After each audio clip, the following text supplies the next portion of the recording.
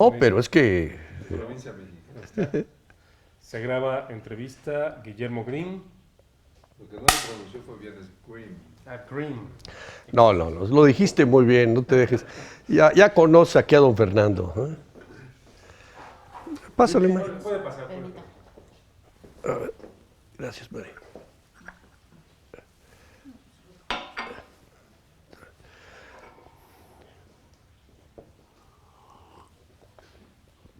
Muy bien. Guillermo, ayúdame a comprender cómo fue que se forjó esa marca tan exitosa que se llama Cancún. Fernando, en primer lugar, muchas gracias por permitirnos la oportunidad de compartir contigo la experiencia que vivimos. La realidad es que esa marca o esas marcas se crearon bajo la iniciativa realmente del Banco de México, el Banco Central del país. Estoy hablando ahorita de finales de los 60. Creo que valdría la pena comentar que en un análisis obviamente le cortas lo que quieras, ¿no? En un análisis del sector macroeconómico de México, cuando estaba de presidente Gustavo Díaz Ordaz, se vio con toda claridad cuáles eran las balanzas económicas de México por sectores. Y nos dimos cuenta que el sector turismo era deficitario. Si salían más divisas de México por concepto de turismo que las que entraban al país. Esto sorprendió mucho al presidente Díaz Ordaz. Y fue en esa ocasión que le dijo al secretario de Hacienda y al Consejo Económico, les dijo, señores, no es posible que un país como México, que tiene el privilegio del clima y que tiene la bendición de contar con las playas más hermosas de todo el continente, y que tenemos cerca de 10,000 kilómetros de litoral, ¿cómo es posible que México no tenga mayor captación de turismo? Yo les pido por favor que lo analicen, y le encargó directamente al Banco de México, la banca central, que ha sido y fue desde entonces una institución grande, de gran capacidad de análisis y de una limpieza técnica impecable. Les digo, señores, ustedes por favor que no tienen postura en esto, en que no hay sesgos políticos, analicen esto con toda claridad y denos una opinión al respecto. El Banco de México se encargó e integró un equipo en el que estuvieron originalmente el licenciado Antonio Enríquez Sabiñac, que tú conoces bien, y otras gentes, entre ellos Pedro Dondé, fue de los primeros que entró a esto. Se integraron, analizaron el asunto y la conclusión para la siguiente junta del sector turismo en cuestiones macroeconómicas, balanza de pagos del sector turismo, le presentaron un reporte al señor presidente, obviamente el secretario de Hacienda y el director del Banco de México, que era Ernesto Fernández Hurtado. Y le dijeron, señor, lo que sucede es que está más desarrollado el turismo, por ejemplo, en Estados Unidos. La península de Florida, que realmente pues, palidece comparado con la dimensión de México, tiene mucho más oferta turística en términos de servicios disponibles. Nos referimos por ello a hoteles, capacidad de hospedaje, entretenimiento, transporte, logística, aeropuertos, etcétera, etcétera, etcétera.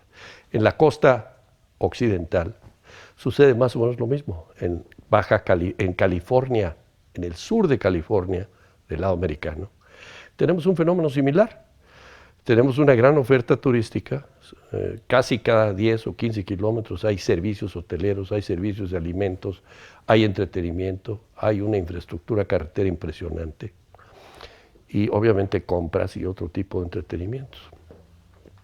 Esto hace muy poderosa la oferta y hace que el turismo mexicano pudiente pueda viajar con facilidad a Estados Unidos, relajarse y gastar más allá de lo que gastan aquí, porque no tenemos la capacidad de servicios aquí.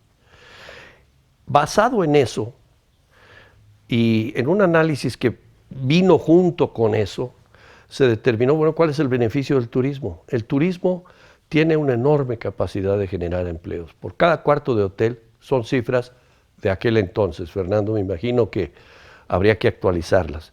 Pero esas cifras de aquel entonces te hablaban de 6 a 7 personas por cuarto de hotel. En directos e indirectos. Tienes directo, pues obviamente el staff del hotel, el número de empleados que tiene el hotel dividido entre el número de cuartos que tiene el hotel, te da el número de personas directamente empleadas. Pero aparte tienes los taxistas, tienes los guías de turistas, tienes los prestadores de servicio de un tipo u otro que tienen la oportunidad de satisfacer una necesidad de los turistas, y los restauranteros, los entretenimientos, los museos, en fin, todo lo que viene ligado a eso, que sube la cifra. Entonces, se vio que si México pudiera desarrollar los servicios turísticos, y esto fue a nivel conceptual, si pudiera desarrollar los servicios turísticos a un nivel más alto, lo que sucedería es que México generaría empleos, lo cual siempre hemos sido deficitarios en casi todos los países del mundo. Ahorita lo estamos viviendo en España, tienen un desempleo altísimo, ya quisieran estar como estamos en México. Y entonces se dijo, bueno, esta sería una oportunidad para generar empleos, sería una oportunidad para desarrollar una zona del país que está subdesarrollada, cuando se localicen lugares en donde se puedan colocar centros turísticos. Fue en esa etapa en donde el presidente Díaz Ordaz dijo, señores, vamos a buscar las zonas que pudieran ser propicias para desarrollar, vamos a considerar las zonas ya establecidas, como Acapulco, en el estado de Guerrero, como Mazatlán, en el estado de Sinaloa, como Puerto Vallarta, en el estado de Jalisco, y vamos a ver qué se puede hacer, Veracruz, en la costa del Golfo de México, y a ver qué se puede hacer para que México se vuelva más competitivo en el área turística, pueda generar más empleos, genere riqueza y oportunidades de desarrollo para los mexicanos dentro del país. Y de esa manera procuraremos evitar que la salida de divisas sea mayor a la entrada de divisas por el concepto turístico. Se integró después un equipo de trabajo con las mismas personas y agregándoles otras más, y se dedicaron a buscar centros turísticos potenciales dentro de México. Quiero hacer una aclaración. Antes de hacer esto, viajaron por las zonas competitivas directamente, teóricamente, con México. Concretamente viajaron al Caribe, a los distintos destinos del Caribe, para lo que puede ser llamado la cuenca oriental de turismo para México, y también viajaron a Hawái para lo que puede ser la cuenca occidental de turismo. Y conocieron, desde luego, se compenetraron más con la oferta turística en Florida y con la oferta turística en California, particularmente en el sur de California, en Estados Unidos. Y salieron muchas conclusiones que validaron la tesis que había salido en la Junta que acabo de referir. Basado en eso, se seleccionaron sitios para poder hacerle frente a las dos cuencas. El turismo, y en aquel entonces el licenciado Enrique Sabiñac usó ese símil y dijo que el turismo era como los patos. Viajaba en el invierno al sur y en el verano se subía al norte. Y en el caso de América, el pato turístico viajaba del occidente de Canadá y de Estados Unidos, generalmente al occidente de México, que en aquel entonces estamos hablando de los sitios que ya habíamos mencionado, Mazatlán, Puerto Vallarta, en fin, Acapulco. Y en el lado oriental viajaban fundamentalmente en lo que es el macizo continental, a Florida, y fuera del macizo continental a las islas del Caribe. Entonces, para atacar esos dos posibles mercados de captación de divisas y de captación de turistas, se decidió buscar sitios idóneos para ser desarrollados y aprovechados, considerando los ya existentes. Después de un análisis bastante profundo, se llegó a varias conclusiones. Una de ellas, hay la posibilidad de desarrollar los centros turísticos ya existentes, ya tienen conocimiento en el mercado, ya están identificados, pero también ya tienen una serie de problemas ya generados en desarrollo de infraestructura, en una serie de situaciones ya hechas que son difíciles de modificar.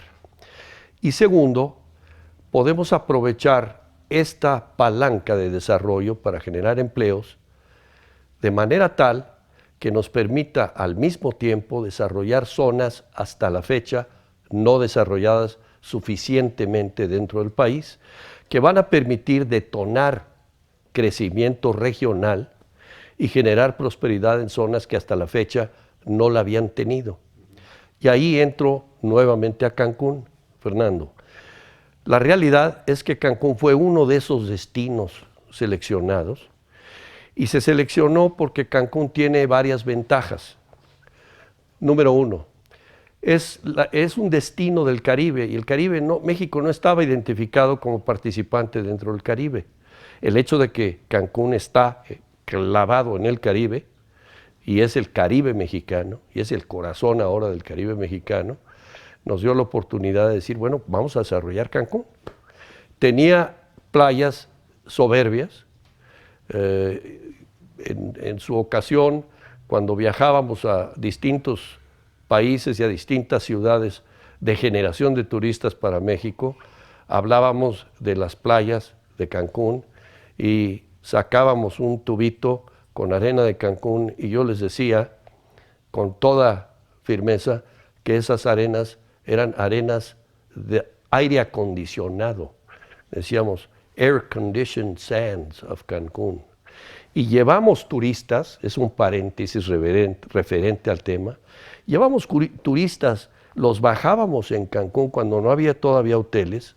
Estos turistas eran potenciales, pero aparte había muchos agentes de viajes, había muchos promotores turísticos, había muchos redactores de turismo y personas ligadas a la aviación, para buscar la manera de que todos los interesados pudieran eventualmente llegar a Cancún y que entendieran por qué Cancún era una oferta muy atractiva.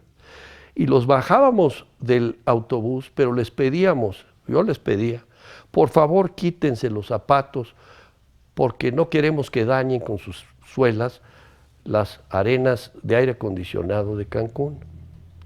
Obviamente lo hacíamos a propósito porque los agentes de viajes, las personas que iban en el autobús empezaban a tener dudas de si se querían bajar descalzos o descalzas. Algunas decían, oiga, pero es que me voy a quemar los pies, tengo muy sensibles las plantas de los pies. Recuerde, señor o señora, que estamos hablando de playas de arena de aire acondicionado. No les van a dañar los pies. Por favor, bájense y van a ver que no está caliente. Y esto lo hacíamos al mediodía, cuando el sol estaba en el cenit.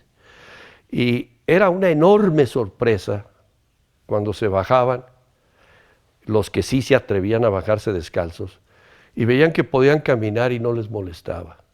Y obviamente los que se habían quedado en el autobús veían aquello y decían, no lo podían creer, se quitaban los zapatos y se bajaban a caminar en las arenas de aire acondicionado de Cancún. Y obviamente quedaban verdaderamente motivados a seguir caminando en esas arenas porque no molestaban, estaban limpias y estaban verdaderamente frescas. ¿Por qué? Porque la densidad, mandamos a analizar las arenas de Cancún.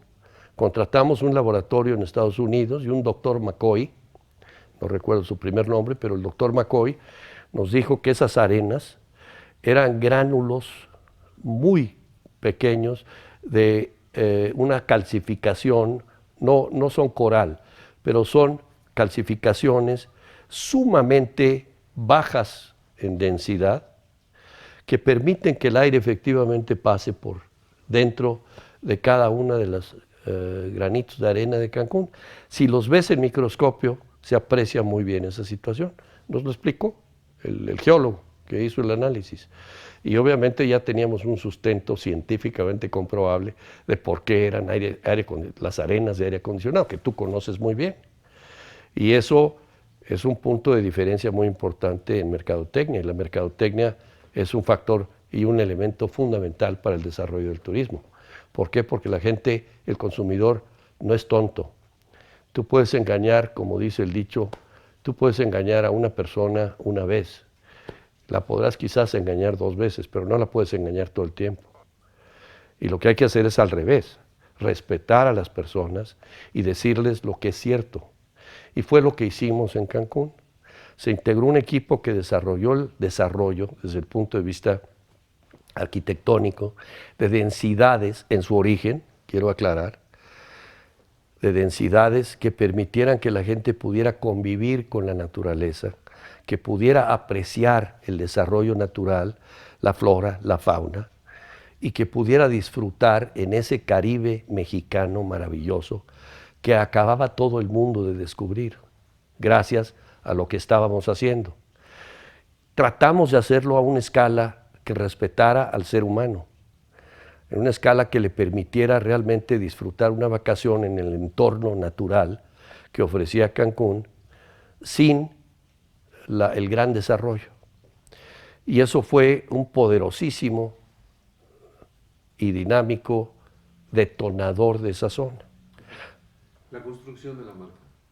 La construcción de la marca, había varias posibilidades, pero quisimos respetar el origen de la marca. Una de las connotaciones con la que se conocía esa zona era Cancún.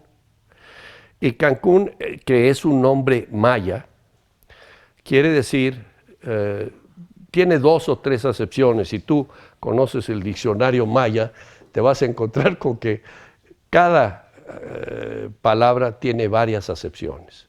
Pero estaba ligado al sol, estaba ligado a la naturaleza y estaba ligado a nido. Entonces, aceptando esa palabra, que además fonéticamente es muy pegajosa, tú oyes Cancún y es casi rítmica, melódica, es seductora la palabra. Y logramos encontrar una persona que era un creativo extraordinariamente respetuoso de los orígenes. Hicimos un concurso, pero hablamos con ellos y les dimos los orígenes de la palabra Cancún en maya, el hecho nido, etcétera, etcétera.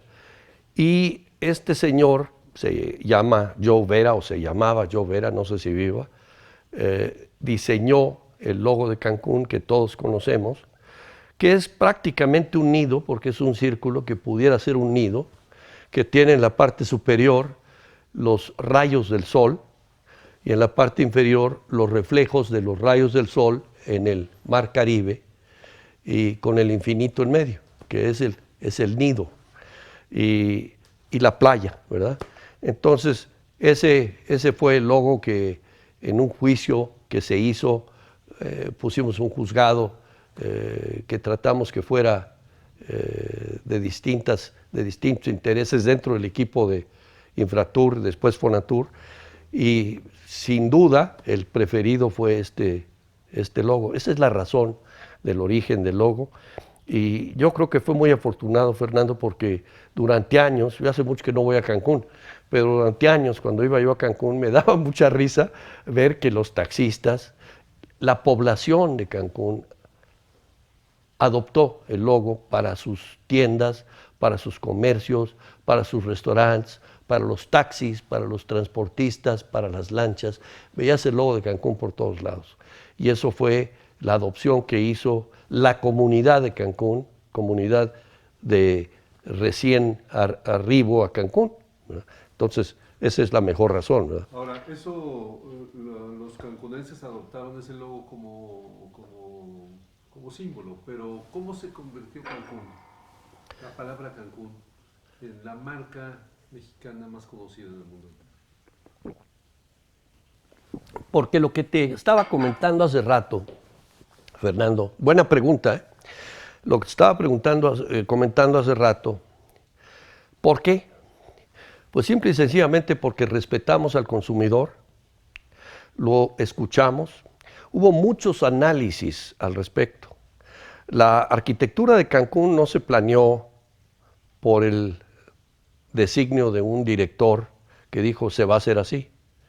Aunque teníamos todos un director que era Antonio Enrique Sabiñac, que tú lo conociste muy bien, que no era fácil y usaba la autoridad, pero también era una persona muy educada, muy considerada del consumidor y sumamente balanceada en cuanto a lo que debería de ser. Era un estupendo ejecutivo, aparte de ser un gran funcionario. Entonces, él nos dirigió para buscar el equilibrio siempre, de manera tal de que el desarrollo de Cancún fuera lo más armónico posible y que no tratara de exigirle demasiado al turista, ni pedirle demasiado, sino al contrario, le diera más para que el turista se regresara satisfecho a su lugar de origen, hablara bien de su experiencia y regresara. Y eso es lo que creo que le dio el enorme auge inicial a Cancún. Primero, lo dimos a conocer. Segundo, tenía el apoyo de las líneas aéreas, que se logró después de muchos años de esfuerzo y de ejercicios como el que ya te mencioné con lo de la arena, etcétera, etcétera. Llevamos a muchísima gente del más alto nivel, de las principales aéreas americanas, canadienses, europeas y desde luego mexicanas, y fue un trabajo realmente bastante serio para lograr que se comprometieran, porque los hoteleros no querían iniciar sus hoteles porque no sabían si iba a haber líneas aéreas. Pero lo que me estás diciendo de alguna manera es que más allá de las campañas de promoción y de que fueran creativas, originales, tenías un buen producto detrás de la marca. Fundamental. No hubiéramos podido tener más que una fracción del éxito si Cancún no hubiera sido el maravilloso destino que es. Cancún tiene, en consideración al Caribe, tiene uno de los mejores climas del Caribe. Y Cancún tiene una de las bellezas naturales más destacadas del Caribe y efectivamente las playas de Cancún son de aire acondicionado. El que quiera dudarlo, que se vaya a Cancún. Si no encuentra que son arenas de aire acondicionado, que me llamen y yo les devuelvo el dinero, mi querido Fernando. Así de fácil. ¿Qué pasó con otra marca mundialmente conocida, otra marca mexicana mundialmente conocida, Acapulco? ¿Qué pasó con esa marca? Acapulco es uno de los destinos de belleza natural más destacados que yo he conocido en mi vida y tengo la fortuna de haber viajado bastante, en gran parte por la responsabilidad que tuve en el desarrollo de turismo para México a través de Infratur, Fonatur y posteriormente la Secretaría de Turismo. Creo que a Acapulco le pedimos demasiado. Tenemos una marca mágica en Acapulco, una marca romántica, sensacional, que no supimos cuidar como debería de haber sido el caso. Y se echó a perder la criatura. Acapulco es una zona que conozco bien desde niño. Yo aprendí a nadar, en el mar me refiero, aprendí a nadar, aprendí a bucear, aprendí a hacer muchas cosas en Acapulco muy agradables, que las traigo muy grabadas en mi pasado. Y sin embargo Acapulco no lo cuidamos. Pero Acapulco, en mi opinión, Fernando, representa una maravillosa oportunidad. Nada más que tenemos que pensar en grande.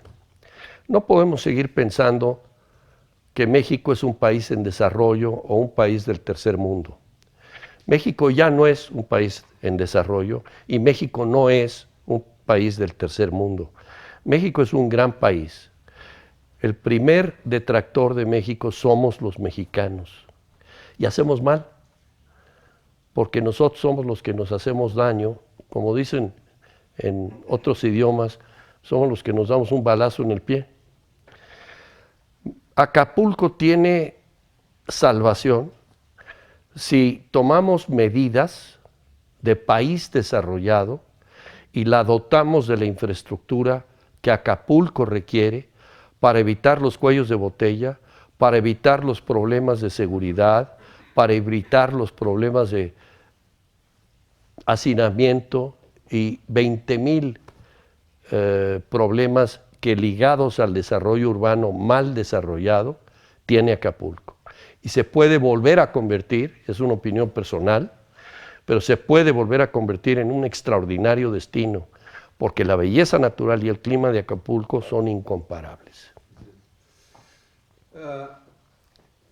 Para finalizar esta charla, Billy, en base a tu experiencia, ¿tú crees que México o sus destinos turísticos han perdido competitividad en los últimos años? No creo que hayan perdido competitividad, Fernando. Esto es algo cíclico. La cuestión macroeconómica obedece a fenómenos naturales similares a lo que pasa con los cambios de estaciones, a lo que pasa con la luna, los ciclos, con las mareas, etcétera. Son ondas. Yo creo que la competitividad no la han perdido. Lo que sí han perdido es quizás la visión en la mira de a dónde queremos apuntar nuestros recursos promocionales y a dónde queremos atraer a los turistas. Yo creo que ahí sí nos ha faltado un poco de coordinación. Y esto es natural, Fernando, porque lamentablemente, por la forma como estamos estructurados en el gobierno, cada administración hace cambios fundamentales en casi todas las secretarías y empiezan equipos nuevos que normalmente no tienen la experiencia que ya tenían los anteriores. Y ahí nos ha faltado quizás lo que otros países, por ejemplo en Europa, hay los funcionarios de carrera, hay el servicio público de carrera y hay gente que se dedica toda su vida al desarrollo de un servicio público. En el caso del turismo de España, pues, está muy organizado porque son profesionistas de carrera del servicio público y son gente muy capaz, decente, impecable, que promueve con todo el entusiasmo las bellezas de España, que son muchas, y lo hacen de una forma muy ordenada que no cambia cada 6 años. En México sí, eso nos ha hecho mucho daño. Muy buena pregunta, Fernando. Pues esa era la pregunta final. ¿Eres optimista en cuanto al futuro del turismo en México? Pues me estás preguntando, me acusan mis amigos de que soy excesivamente optimista y sí soy optimista. Yo creo que México,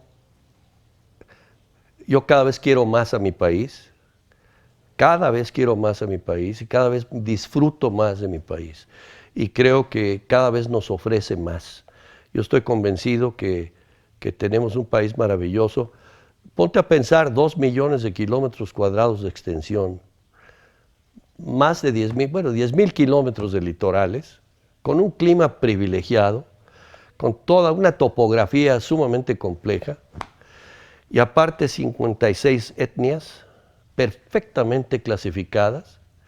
Bueno, tenemos un estado de los más pobres del país en términos económicos y de los más ricos del mundo como territorio en términos culturales, que se llama Oaxaca, que tiene 16 etnias y en donde se hablan 5 lenguas y más de 40 dialectos.